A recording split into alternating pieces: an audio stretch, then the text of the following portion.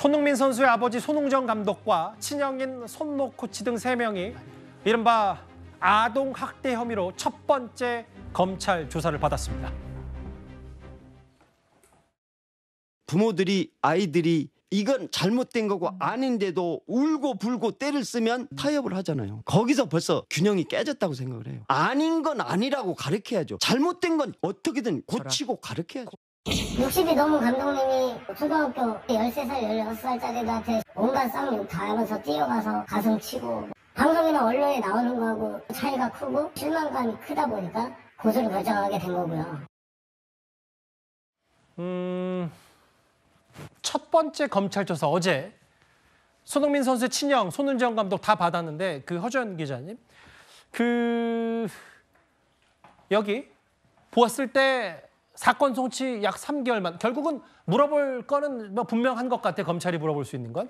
그렇습니다. 그런데 아동학대 사건 같은 경우에는요. 2021년 검경 수사권 조정 이후에 경찰이 이 수사 종결권을 갖게 됐는데 그런 사건과는 일반적인 형사사건과는 달리 필수적으로 의무적으로 검찰에 송치를 하도록 되어 있습니다.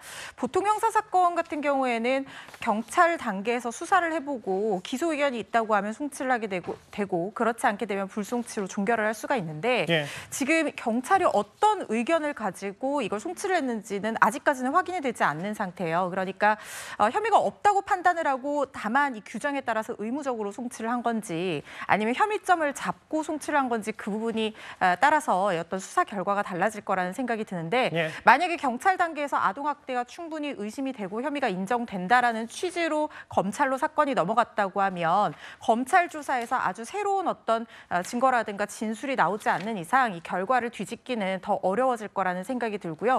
검찰 수사 이후에 기소가 될지 안 될지를 좀 지켜봐야 될 것 같습니다. 홍정성 기자님, 근데 최근에 한 시민단체에서 이거 인권침해 사건의 가해자들 변명과 크게 다르지 않다.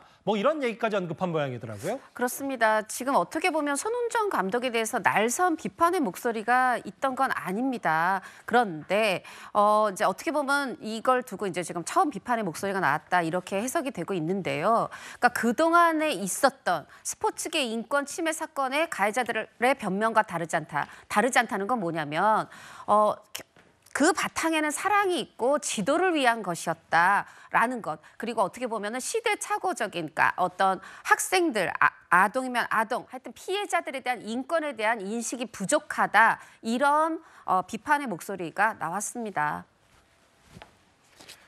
실제로 검찰 조사를 받고 어떤 결론이 나올지는 좀 알 수 없습니다만 벌금형이라도 받을 경우에 1년 동안 이런 유소년 축구 아동 관련 기관을 운영하지 못했기 때문에 아마 물론 본인 해당 아동의 부친의 녹음 파일 내용도 저희가 지난주에 공개해드렸다시피 좀 더 돈을 요구했다는 정황 증거들이 있습니다. 그것과는 별개로 아동학대 검찰 조사 어떻게 될지 저희가 좀 지켜봐야 될 것 같습니다.